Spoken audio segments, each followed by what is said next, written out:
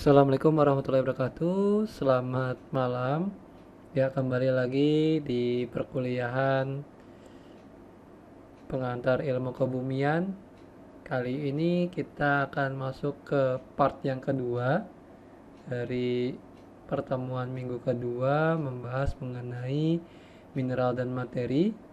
Untuk part 2 ini kita akan mulai dengan deret yang cukup fenomenal yang menjadi dasar dan menjadi acuan untuk penentuan nama batuan. Oke, kita kenal ada satu deret yang kita sebut sebagai deret Bowen, di mana deret ini terdiri dari dua jenis.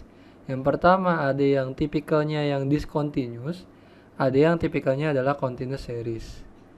Nah, bedanya apa? Bedanya semakin dia mengalami penurunan temperatur atau dia berubah dari yang ini yang pertama kali terbentuk sampai yang terakhir terbentuk atau terkristalkan. Di sini kalau yang namanya seri discontinuous atau discontinue ini dia tidak berubah berubahnya secara diskrit, di mana di sana tidak terjadi kemenerusan. Misalnya ya awal olivin, ya udah olivin berhenti di temperatur tertentu, kemudian dia akan tergantikan atau terubahkan menjadi mineral atau muncul mineral baru yang kita kenal sebagai piroksen. Kemudian pada temperatur tertentu kembali lagi dia akan tergantikan oleh mineral baru lagi yaitu mineral amfibol. Berikut seterusnya yaitu mulai biotit mika, kemudian itulah batas dengan discontinue. Nah, kalau untuk yang continuous series, dia ini namanya tetap plagioclase feldspar.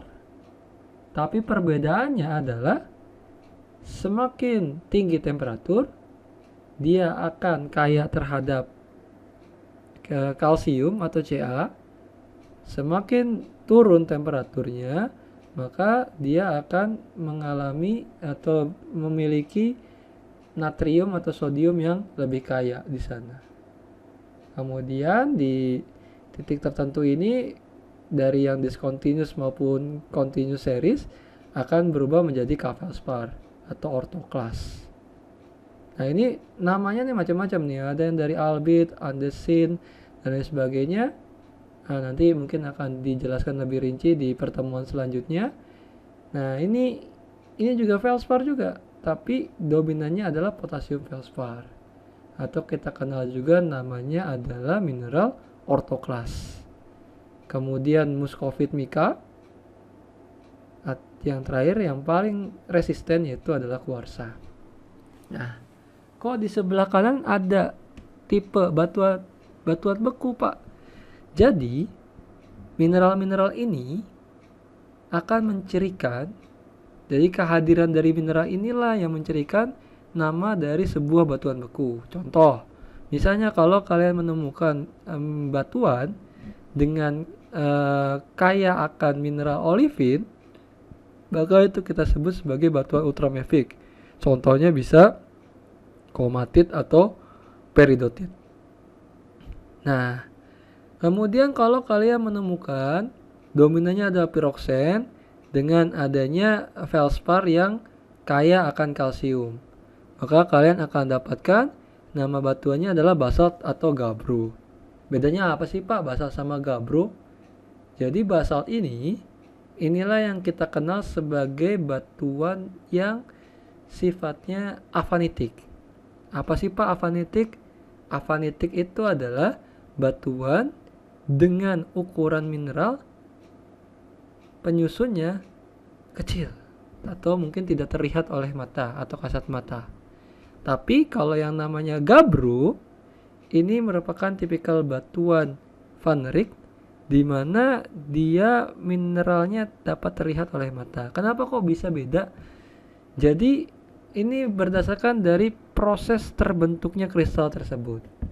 Ada yang kita sebut sebagai ekstrusif, ada yang kita sebut sebagai intrusif. Ekstrusif akan menghasilkan batuan yang bersifat afanitik, intrusif akan menghasilkan batuan yang bersifat vanerik. Kenapa kok bisa vanerik hasil dari intrusif? Karena ketika intrusif memungkinkan ada waktu untuk mineral mengalami proses kristalisasi.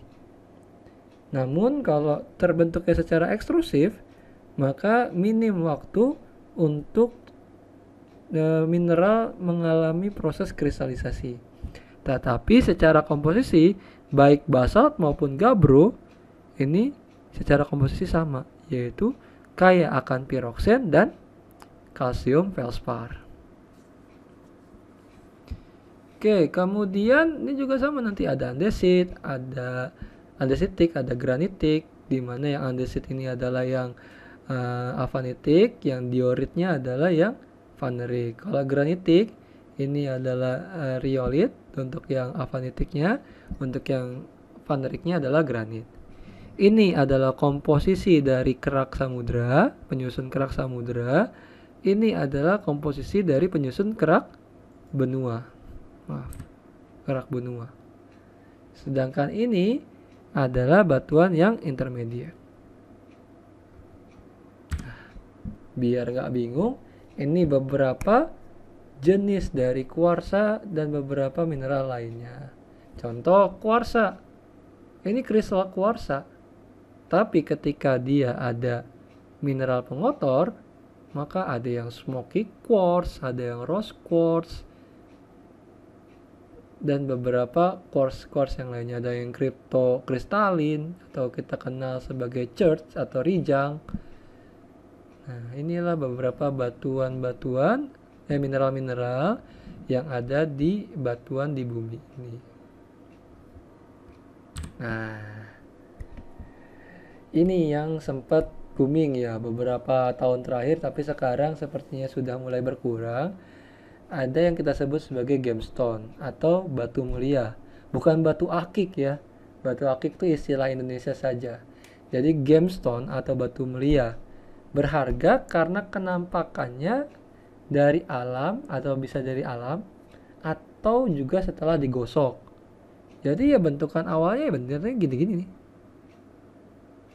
Tapi setelah digosok dengan beberapa pemotongan tertentu sehingga membentuk sudut-sudut tertentu sehingga dia bisa mendispersikan cahaya, maka kilau-kilau dari cahaya itulah yang menjadi nilai estetik dari gemstone ini.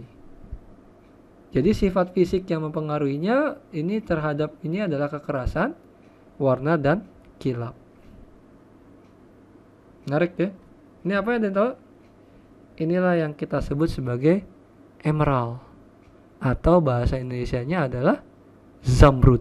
Nah, tuh ini batuan pancawarna di mana ada warnanya itu lebih atau 5 warna yang mencirikan di daerah tersebut, di mineral tersebut.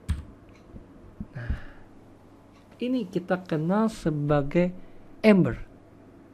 Amber ini sering sekali kita dapatkan di film Jurassic Park, di mana di dalam film Jurassic Park atau di Jurassic World kita mengenal adanya sebuah binatang atau makhluk hidup yang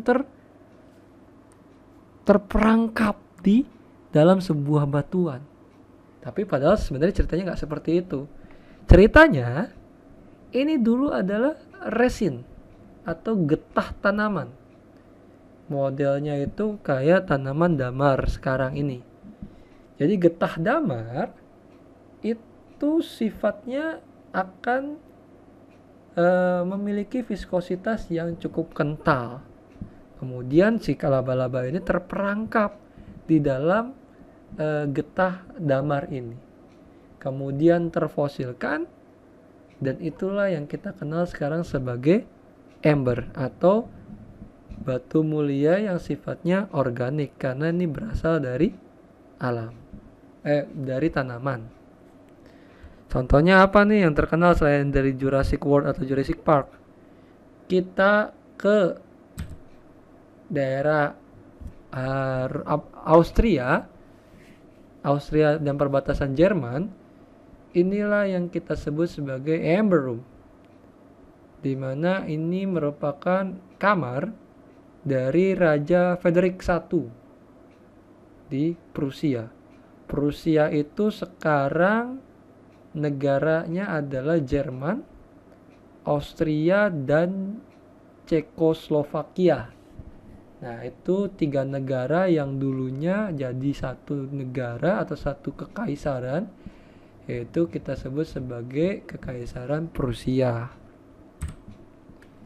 Nah, ini ada beberapa klasifikasi mineral yang kita akan coba bahas satu persatu. Di mana seperti yang kita ketahui, mineral utama yang ada di bumi kita ini dominannya adalah silikat. Jadi ada sekitar kurang lebih 500 mineral yang termasuk ke dalam mineral silikat atau SiO dan beberapa unsur lainnya.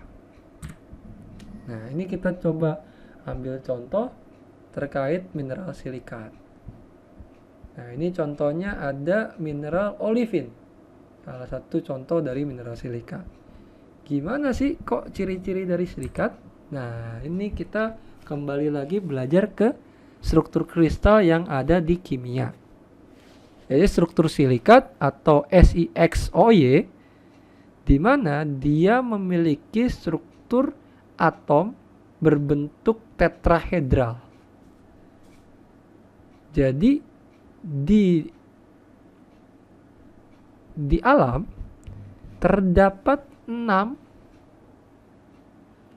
jenis utama dari struktur silikat. Yang pertama ada nesosilikat, yang kedua ada sorosilikat, yang ketiga ada siklosilikat, yang keempat ada inosilikat, yang kelima ada filosilikat, dan terakhir ada tektosilikat. Bedanya apa sih, Pak? Sabar, kita coba bahas satu persatu. Nah, ini contohnya. Dia ini adalah grup yang nesosilikat. Jadi isolated tetrahedral bonded to positive ion. There is no sharing of oxygen ion between tetrahedra. Jadi komposisinya adalah Si dan O-nya berbanding 1:4. Contohnya apa? Contohnya olivin.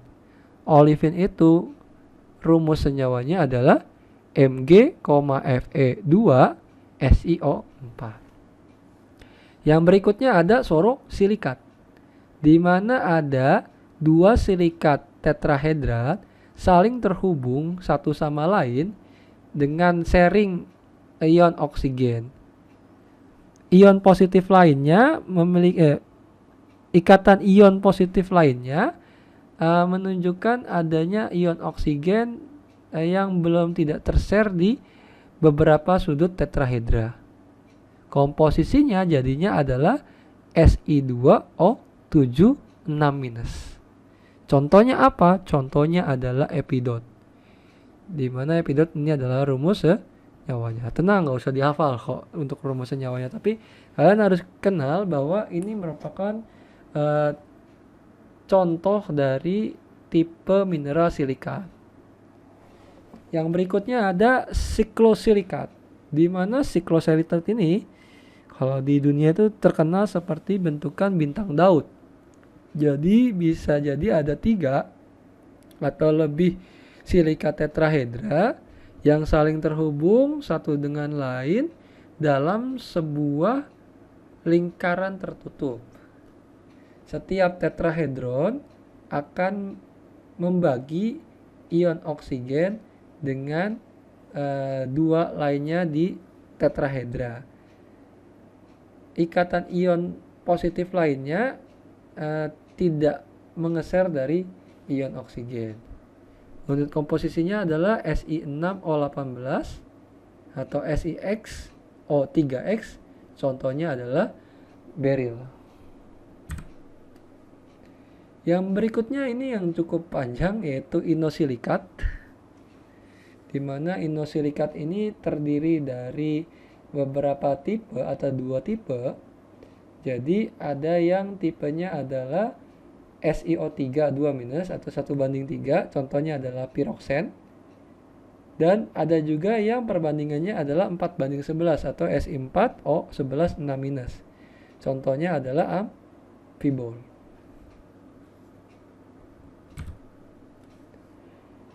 Yang selanjutnya adalah pilosilikat. Nah, ini gabungan dari yang sebelumnya, yaitu siklosilikat yang terdiri dari 3 siklosilikat, disebut sebagai pilosilikat. Atom ininya adalah perbandingannya adalah 2:5 atau Si2O5 2-. Contohnya adalah muscovite atau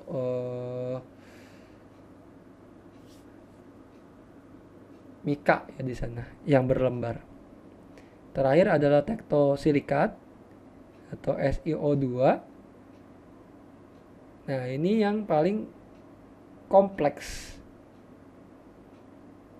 Contohnya adalah yang kuarsa. Nah, ini tadi struktur kristalnya. Ada tadi yang inosilikat tuh ada yang single chain, ada yang double chain. Tadi yang single chain adalah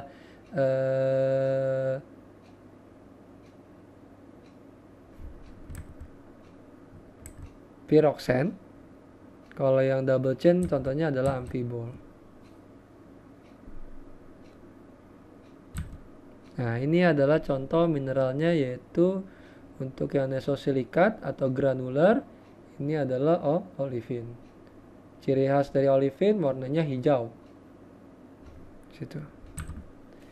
Ini contoh dari nesosilikat yang lainnya yang kita kenal sebagai zirkon. Zirkon ini salah satu produk dari gunung api dan merupakan mineral yang dapat digunakan sebagai pentarihan umur.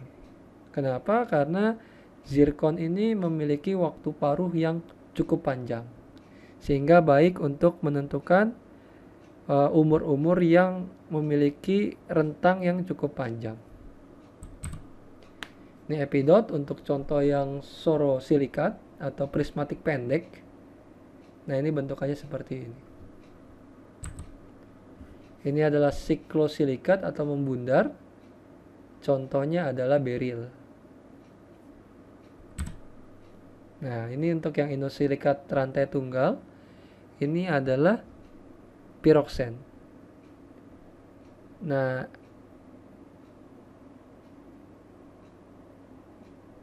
selain itu juga ada si aigirin.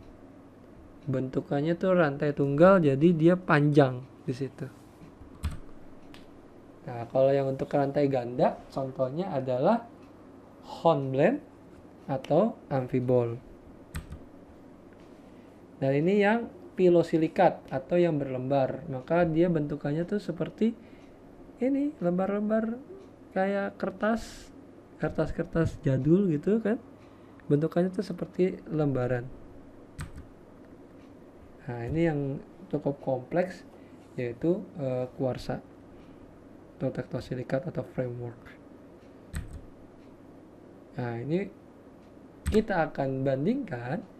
Maka kalau seandainya kita bisa tentukan di daerah berdasarkan deret Bowen, maka yang terbentuk duluan itu adalah nesosilikat, kemudian baru sorosilikat diikuti oleh siklosilikat, kemudian inosilikat single, inosilikat double, pilosilikat, dan tektosilikat yang dibentuk paling rendah temperaturnya atau paling terakhir di sana. Oke, kita lanjut ke materi yang selanjutnya, yaitu bagaimana keterbentukan dari batuan. Nah, jadi kita akan mengenal yang namanya batuan dan siklus batuan. Di alam dikenal 3 kelompok besar batuan, yaitu batuan beku atau igneous rock, batuan sedimen atau sedimentary rock, dan batuan malihan atau batuan metamorf atau metamorphic rock. Jadi, Apa yang dimaksud dengan batuan beku? Jadi batuan beku terbentuk dari hasil pendinginan kristalisasi dari magma yang terjadi di alam dan atau di luar bumi. Jadi dia merupakan proses dari pembekuan magma. Oke.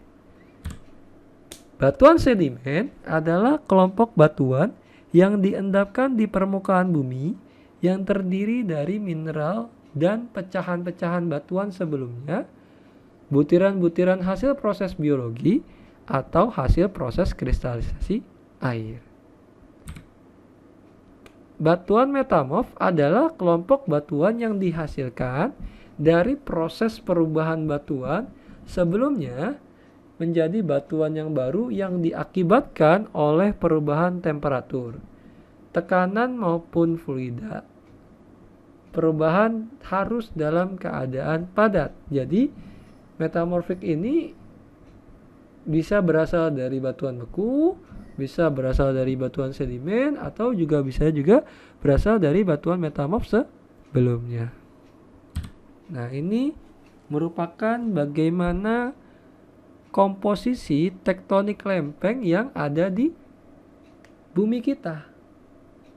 Dan ini adalah tempat-tempat terbentuknya beberapa batuan yang ada. Misalnya contoh ini kita akan menemukan beberapa batuan beku jenis basaltik. Nah, kalau di daerah volcano ini kita akan ketemu beberapa endapan-endapan yang sifatnya adalah andesitik. Nah, di bagian seperti ini kita akan ketemu beberapa endapan-endapan atau beberapa batuan beku jenisnya adalah jenis granitik. Atau yang dekat dengan sumber magma, ini ada yang ketemu sebagai riolit. Nah, untuk distribusi batuan di kerak, memang batuan beku akan memiliki proporsi sebesar 95%. Sedangkan sedimentary rock ini hanya 5%. Lain cerita ketika di permukaan. Kita nggak akan banyak ketemu batuan beku di permukaan. Yang banyak itu adalah sedimentary rock.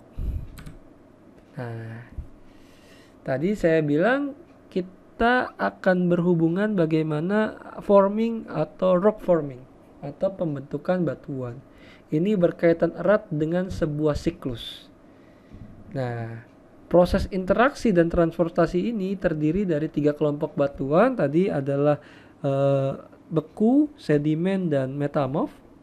Jadi proses ini dikontrol oleh proses internal atau gayanya adalah gaya endogen seperti tektonik, ataupun proses eksternal atau gaya eksogen yaitu meliputi dari udara dan air.